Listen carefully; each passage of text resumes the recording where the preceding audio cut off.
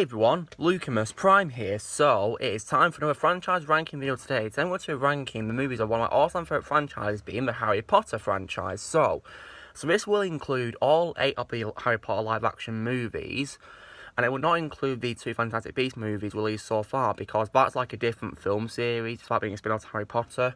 So that will be a separate ranking video where I rank the 5 Fantastic Beasts movies. So this is the 8 Harry Potter movies ranked from best to worst in my personal opinion. So this is my personal opinion. If you disagree with me, that's fine. It's your opinion. I'm not going to challenge or disrespect you, but please respect my opinion. So, I'm going to see my notepad. So, yeah.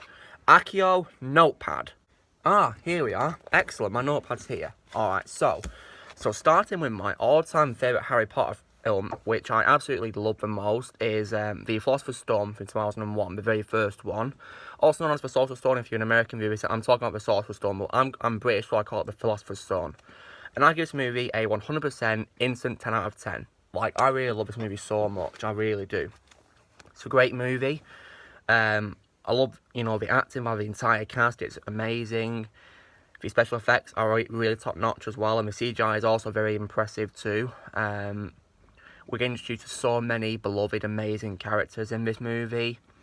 John Williams' music was absolutely breathtaking. My favourite composer of all time in this movie. The fight scenes, such as the fight with the big troll, and also the fight on the chessboard, for example, was also really great. And the final conversation between Harry and Professor Quirrell was great. And speaking of Quirrell, I did love the amazing twist where it reveals all this time he was the mastermind behind, all the bad things happening at Hogwarts. Instead of Professor Snape, they thought it was Snape, but really it was Quirrell. And the emotional weight was also really great too. So yeah, I really love this movie so much. I really do. Now, my second favourite Harry Potter movie would be Deathly Hallows Part 2, released in 2011. And I give this movie a 9.5 out of 10. Once again, the acting, the fight scenes was great once again. And I love how this movie brought together all 8 of the movies. Every single movie brought together into this movie, like, so beautifully and perfectly. I loved it.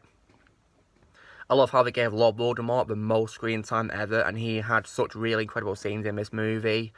And the ending of this movie, where Harry, Ron and Hermione watched their children go into Hogwarts for the first time, was incredible. It was a perfect ending of this franchise, and that, in my opinion, guys, is the true ending of Harry Potter. We can forget about Cursed Child, can't we? However, I do have a couple of downfalls with this movie, which is why it's my second favourite and my all-time favourite. I don't like how they killed off Fred Weasley. I don't like how he killed off Lupin and Tonks. I did not like that. And didn't see it explain how they die either, which I was very annoyed about. And I also don't like as well how they deleted the scene where Draco Malfoy throws a wand at Harry Potter to use in the second Battle of Hogwarts, when Harry, reveals to everyone he's alive and not killed by Voldemort. I thought it would have been great to, develop Draco as a character. But well, nonetheless, I love this movie, and it is the true ending, and so emotional, really beautiful movie, I love it. My third favourite would be The Goblet of Fire, released in 2005, and I gave that movie a 9 out of 10. Good thing about this movie, once again, the acting was great by the entire cast, the CGI, special effects, top notch, and the music by Patrick Doyle was okay, even though it wasn't John Williams, like in Deathly Hallows Part 2, it was Alexander Desplat, or Nicholas Hooper, I think it was Alexander Desplat, yeah, my mistake. Yeah, the music was great as well, and I love how this movie was so dark. Like, this is where everything is going down, isn't it, in this movie? Everything gets so dark. It's like, this movie is no longer for kids. You know that. And it was so great. And when I saw this movie when I was a kid, I was excited about this movie because of the 3 tasks in the Triwizard Tournament. It was really exciting. I really enjoyed it, and of course we finally got to see Voldemort in his full glory for the first time. And Ralph Fiennes absolutely nailed it as Voldemort. He really did. Like, he's perfect for a character. He truly is perfect. Now, and this is also the first movie, guys, in my country to be rated 12 instead of PG. I think in America it's rated PG-13. Yeah, because it was dark, and that's good. It's what you need for a Harry Potter movie. This is where everything is starting to get darker and darker. It's where the characters are leaving childhood forever. However, I do have a few downfalls of this movie. For example, I don't like how they cut the Quidditch World Cup. match, because they built up to it by showing the character go into the stadium, you know, to go in there, and then they cut it. Like, what is the point of building up the suspense and excitement for the match if they're going to cut it? Like, seriously? Did not like how there was no Dobby either. He only appears for like a fleeting cameo in the campsite, and that's it. We don't see him ever again. He doesn't even speak out. It's like a split-second cameo, blink or miss it. In the book, my favourite Harry Potter book, he actually has a lot of screen time, and he's actually the character who gives Harry the gillyweed to breathe underwater, not Neville Longbottom.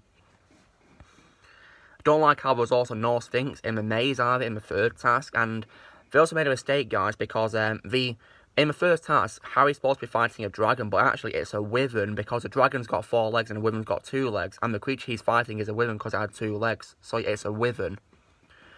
And speaking of the first task, I also dislike how they didn't show a montage of Cedric, Fleur, and Victor trying to get the egg from their dragon. I wish they showed like a montage before we got to Harry.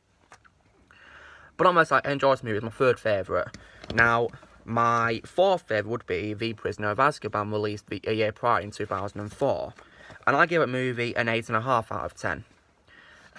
So the acting was once again great, as always, by the entire cast, and I gotta be honest, while the entire cast was great, I've got to give it to Gary Oldman as Sirius Black, and David Thewlis as Remus Lupin. Those two were great additions to the cast, and while I was devastated Richard Harris passed away, I gotta say, Michael Gambon did such a phenomenal job of this movie for the first time as Dumbledore. I like all Dumbledore actors equally, but Michael Gambon did such a great job in this movie, and I think Richard Harris would have been proud of him. And I like how this movie compared to the first two films was much more darker, but not as dark as Goblet of Fire. I liked as well the twist where the Sirius, we thought he was the villain, but actually he was a good guy. Really, the villain all this time was Scabbers, aka Peter Pettigrew. And I did also love the whole bonding between Harry and Sirius when Sirius is good. I love their bonding, it's so great. And the music by John Williams was once again spectacular, really great. He introduced so many new beautiful themes in this, wonderful. However, what I don't like about this movie, guys, is I don't like how Ginny Weasley compared to Chamber of Secrets had like just one scene in the movie. That's it. I didn't like that. How I thought she'd have a big role in this movie, but nope, she was barely in it, sadly. I also wish this movie had more connection to the previous two films in the series, but it didn't really have very much, did it? Really, like I can't really remember any connection to the second film. But my biggest problem with the movie, guys, is at the start of the movie, Harry is lighting up a book with Lumos Maxima. Now, I'm pretty sure underage wizards aren't allowed to use magic outside of Hogwarts. I'm very surprised he didn't get expelled for that. Yeah. Okay. Now, my fifth favourite would be The Order of the Phoenix from 2007. Now, a lot of people say this movie is the best Harry Potter film. That's their opinion, but nah, I wouldn't agree to that. And you know why when I talk about it, so... Pros of the movie, you know, the acting was once again great, the special effects top notch, the CGI, and the music by Nicholas Hooper was great. I love how they introduced Dumbledore's army. I did like that, it was very good. I like how characters such as Neville, for example, had more development in this movie, and Fred and George too, because they were all part of the army. I did like that, it was very good. I did also love the final fight scene at the Ministry of Magic. That was a really epic fight scene, it really was so much fun. I like how we got introduced to Luna Lovegood too. She's a good character, she really is. And how we got to also meet the Order of Phoenix too. It was really good. I really enjoyed it. However, Pons of this movie, now you guys probably guess what I dislike more about this movie. It's none other than Dolores Umbridge. I can't stand her at all. She really gets on my nerves. Like, her scenes are so hard to watch, I'm telling you, because she's so annoying. And horrible as well. Now, just so you know, guys, I'm not blaming any of this on Imelda Staunton. She nailed the role. I'm not blaming any of this on her at all. I also dislike how Voldemort had such less screen time as well compared to the other movies. Like, he only appears at the end of the movie, doesn't he? Which I was a bit sad about for like a brief scene. But his final fight with Dumbledore was epic, though, I will admit that. I love how we finally got to see Dumbledore in action. I like that. And also, I feel like this movie should have probably been called something else, because the Order of Phoenix themselves, they aren't really in the movie much, are they? They only appear like at the beginning of a movie, and then like at a Christmas celebration scene halfway through the movie, and then at the end. Like, I wish we had more screen time. But nonetheless, I enjoy this movie for what it is. I really do. Next up, my sixth favourite will be The Chamber of Secrets from 2002. And so, And I give this movie a 7.5 out of 10. What I like about this, once again, acting was great by the cast, and I like how compared to Philosopher's Stone, this was a bit darker. I did like that, it was very good. I like how they didn't try to make it like a remake of the first film, which was very good. It involved something quite similar. They made the enemies much more stronger, which I did also like. It was very good. The special effects, such as, creating Dobby, for example, were great as well, and the Basilisk was very good. The music was also great by John Williams once again, and Dobby was a great addition. And I love the twist which revealed that the person who's responsible for the horrible things happening to Hogwarts, such as people being petrified, and also the blood on the wall, was Ginny. I was very shocked about that. Problems with this movie, I feel like that it dragged a bit. It was far too long. I mean, this is the longest movie in the franchise, guys. It was so long. And it made some of the scenes boring. Like, they could have probably cut some scenes out of it. But, you know what? But I still enjoy the movie nonetheless. And I also wish that Professor Snape had more screen time as well. So I was a bit sad about that. I wish he had more screen time because I think he's a good character. Very important too if you see Deathly Hallows Part 2. I also wish Hermione had more screen time as well, because obviously she gets petrified. I wish she had more screen time because she's not in the movie for like about 35 minutes, which is a shame, isn't it? But anyway, my 7th favourite would be The Half-Blood Prince, released in 2009. So, this is definitely not one of my favourite Harry Potter movies, guys. I'd say it's my second worst after what we're going to cover next. So, pros, I like the acting once again. We can't blame the actors, guys. The actors do such a great job in this film, they really do. I like how they have some dark aspects, for example. I think the opening sequence with Warner Bros. Logo and the Harry Potter logo was great. It was very suspenseful. I liked it. I like how compared to the other films as well, that Snape had a much bigger role as well, where he has a very important role, where he's got to, look after Draco Malfoy while he's performing dark deeds for Lord Voldemort. It was very good.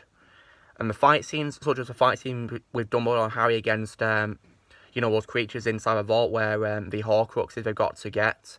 That was a really good fight scene. However, the problem with this movie, guys, is this movie felt like a romantic comedy because of the whole stupid, unnecessary love triangle between Ron, Hermione, and Lavender Brown. Like, it was so annoying. I couldn't stand it. Like, the book is incredible. I love the book. Like, it's such a dark book. Yeah, this movie felt like a romantic comedy. I didn't like that at all, and also the attack on the Burrow was completely unnecessary because it doesn't happen in the book, and of course, and what's the point of setting it on fire if it's going to be repaired back to normal in the next film in the franchise? It's ridiculous. And of course, they made a mistake as well by destroying the Millennium Bridge in London, because the movie takes place in the 90s, guys, and the Millennium Bridge wasn't built until about a decade later, so that was a big mistake. And yeah, I couldn't stand Lavender. She was so annoying. And there was also, I also dislike how compared to the book, which has loads of scenes in the Pensieve, there's only 2 scenes compared to loads like in the book. Like, that's ridiculous. And I also as well wish we got to see Voldemort again. He only appears as Tom Riddle and that's it. Like, I wish we got to see more of him. And because of the whole, romantic comedy side of it, it got so boring too, guys. So, but because of the acting, making it watchable, I guess, and the music as well, and, the dark aspects of it, I give this movie 5.5 out of 10. And now we get down to the nitty-gritty, my least favourite Harry Potter film ever, which I can't take at all, which is Deathly Hallows Part 1, released 10 years ago in 2010. So, pros of the movie, acting is fine, Dobby coming back was good, and the fights are okay. I like how Mr. Ollivander returned for the first time since Philosopher's Stone. The music was also good by Alexander Desplat. However, what I don't like with this movie, the camping sequence. It was so boring. Like, I wanted to fall asleep watching this at the cinema. It was so boring. I also dislike how we cut off Madame Moody off screen, didn't explain how he died. It was ridiculous. It was barely a movie either as well. And also, the return of Umbridge didn't help either at all. But it was so satisfying when Harry used Stupefy on her. Like, that was so satisfying. So, yeah, thank you, Harry. And I also dislike how there was less screen time for pretty much every supporting character besides the main trio. Did not like that.